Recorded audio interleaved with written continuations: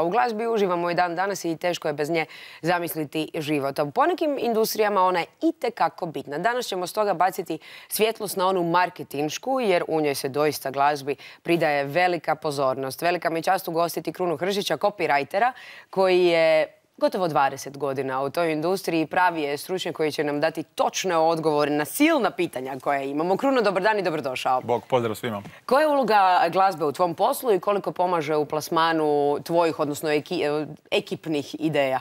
Pa zapravo glazba u oglašavanju ima jako veliku ulogu, baš kao što ima i veliku ulogu u našem svakodnevnom životu, jer nas praktički prati kroz dan, od ujutro kad se probudimo pa do na večer. Uvijek je tu negdje, okružuje nas. Iako ju ne primjećujemo ponekad, kao što ju ne primjećujemo u reklami, kad je u nekakvom drugom planu kao neki dio atmosfere ili ugođaja.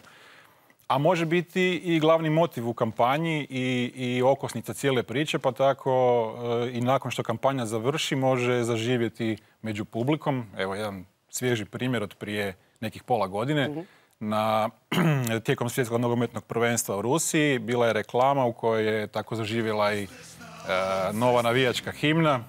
Igrajmo ja Hrvatska. Evo, odmah krenu ruke Nema gore. more, odmah ide gore. Tako da ima jako veliku ulogu u oglašavanju. I publika je zavoljela ovu pjesmu i tekako čak ju je nedavno i nagradila. Na koji način prepoznati pravu glazbu za neku ili kampanju ili brand? Pa prvo moramo definirati koja je naša ciljna skupina, odnosno kome se obraćamo. Ako su to primjerice mladi od 18 do 25, onda moramo i u glazbi pratiti neke njihove trendove, ne bi li se oni prepoznali u glazbi i na koncu kupili proizvod ili uslugu koju mi nudimo.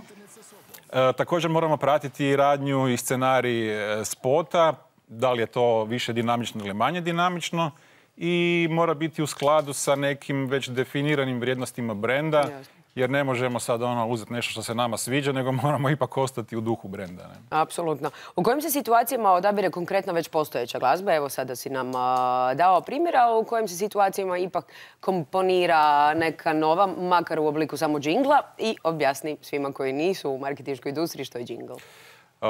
Da, dakle, postojeća glazba se većinom koristi, ajmo reći, u nekakvim imidž spotovima, odnosno koristi se kada klijent ima dovoljno velik budžet da može pokriti sve troškove produkcije, pa uključujući otkup prava te glazbe, što nije mala stavka.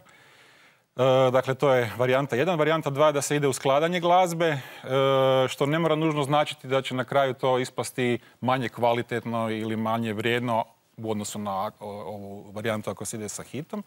Već naprotiv, kad skladamo sami glazbu, onda smo u mogućnosti sami već u startu modificirati i prilagoditi onako kako nama paše. Ako želimo da se istakne jedan dio ovdje ili stiša jedan dio tu, producent to odmah u startu napravi, tako da ima prednosti i kod skladanja vlastite glazbe, a da ne kažem i o smanjenom trošku onda u odnosu na hitove neke strane. Imamo baš jedan živ primjer iz nedaleke prošlosti. Naime, ti si napisao cijelu pjesmicu koja se potom naravno i uglazbila i postala hit među kikačima. Njima je bila namijenjena pjesmica, cijela reklama i kampanja, odnosno njihovim roditeljima o važnosti konzumiranja voća i povrća. Kako je do toga došlo i s obzirom na publiku kakve ste imali rezultate?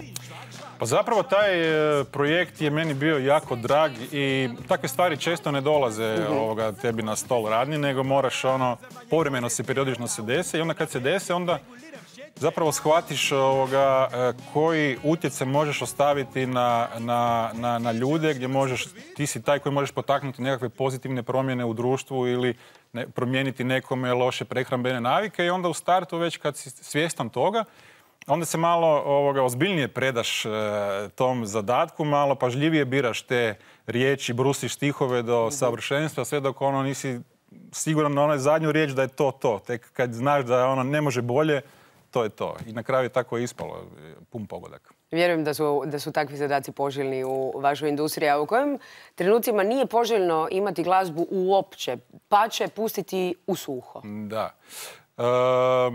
Postoji jedno nepisano pravilo, kad imaš jako puno toga za iskomunicirati i objasniti, onda nemoj koristiti glazbu u podlozi, jer se tekst od pjesme bori onda sa tvojom porukom i odvraća pozornost, znači smeta, ajmo reći tako, ne. To je nekakvo nepisano pravilo. Ali ima sad jedan tu zanimljiv moment, na primjer u bloku reklama, kad imaš 10 reklama i svaka ima neku svoju glazbu, dovoljno je jedna da nema glazbu uopće i onda ta reklama će biti zamijećena u startu. Prvo ćeš nju primijeniti zato što drugačije ističe se i to je svojevrsni glazbeni paradoks ako se vratimo na početak priče o važnosti glazbe, jer da, glazba je važna u spotu, čak i kad nije u spotu, onda vidiš koliko je važno. Zato oni segmenti na kraju lijekova nemaju glazbu, pretpostavljam mi se. Puno informacija mora dati, jako ih se brzo mora izgovoriti. Da. I bitni su. I iritantni su. Ali nije iritantno kada se nešto govori u obliku repa ili hip-hopa. Dapače, to je postalo izuzetno moderno od 90-ih na ovamo kada se posebice hip-hop scena u Hrvatskoj počela graditi i rasti. Je li to baš zbog tih mlađih generacija i target skupina postalo popularno ili opet može se više reći na taj način? Da, mi smo recimo prije nekih tih 20 godina smo prvi puta probili led sa repanjem u reklami u Hrvatskoj. Tada je još hip-hop scena kod nas bila u povojima, kao što si sama rekla, i više smo bili underground, dok recimo danas to više nije slučaj. Danas, ne samo u Hrvatskoj, nego i vani, hip-hop je postao, ajmo reći, lagano već ulazi u mainstream vode i vjerojatno je zato toliko prisutan u reklamama. Dobra stvar kod repanja je to, odnosno kod repanja u reklami, je to što, za razliku od drugih glazbenih žanrova, kod repanja možeš u stihovima reći jako puno toga u jako kratko vrijeme. I to je ono što klijenti vole. Ono što više, daj mi da što više toga kažemo i super, sretni oni, sretni mi. Sad bi te zamolila da nam odrepaš u jako kratkom vremenu i neke negativne primjere, ali ostavit ćemo na gledateljima da razmišljaju o tome kada je glazba zapravo napravila neku medvjeđu uslugu reklami, kampanji ili brendu. Meni ostaje da tebi zahvalim, poželim puno sreće sada na svim ovim dodjelama nagrada koje slijede u marketinškoj industriji, a naravno još više sreće u svim kampanjama na kojima ćeš raditi zajedno sa svojom ekipom. Hvala ti na gostovanju.